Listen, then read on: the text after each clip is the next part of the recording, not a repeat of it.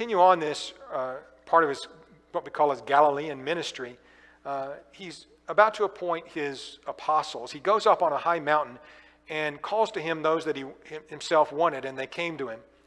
And it says in verse 14 that he appointed 12 that they might be with him, and so that he might send them out to preach and have power to heal sicknesses and to cast out demons.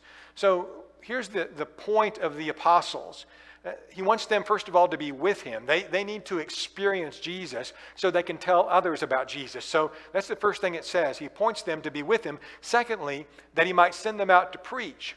So get to know me and then go tell others about me.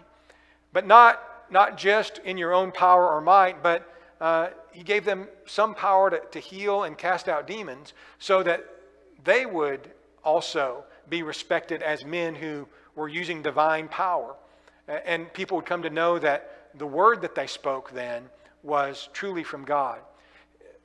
In the Gospel of Mark, and really throughout Matthew, Mark, Luke, and John, we see these miraculous powers that Jesus exhibited and that he shared then with his apostles as being the thing that demonstrated to most everybody who was open-minded that truly their words were from the God of heaven, and therefore their words needed to be respected. And even still today, that testimony, although we don't see the miracles, a lot of people who did see them have testified about them. And we have that latent evidence for us still today so that we might believe in the power of Christ. Here he calls these 12 men, Simon, whose surname is Peter, in Aramaic, an Aramaic root of that is Cephas. Both of those words mean a stone. Andrew was his brother. James and John, the sons of Zebedee, these two he called Boanerges, which means the sons of thunder. Philip, Bartholomew. Bartholomew is identified in the Gospel of John probably as Nathaniel. Matthew, Levi has already been identified here in the Gospel of Mark. Thomas, who's also called Didymus. James of Alphaeus, or James the Less.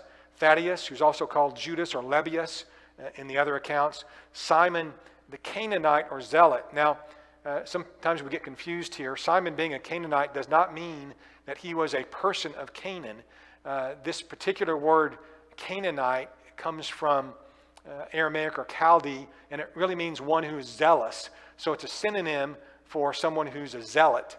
The zealots believe that Rome should not be overlording the Jewish people at this time, and they were strongly against the occupation of the Roman armies and would eventually rise up and try by violence to overthrow the Romans. Of course, that didn't turn out very well. But Simon had been a Canaanite. That's an interesting mix of people, especially when you consider that Matthew or Levi had been a tax collector. He was collecting funds for the Romans so that they could occupy, their armies could be supported.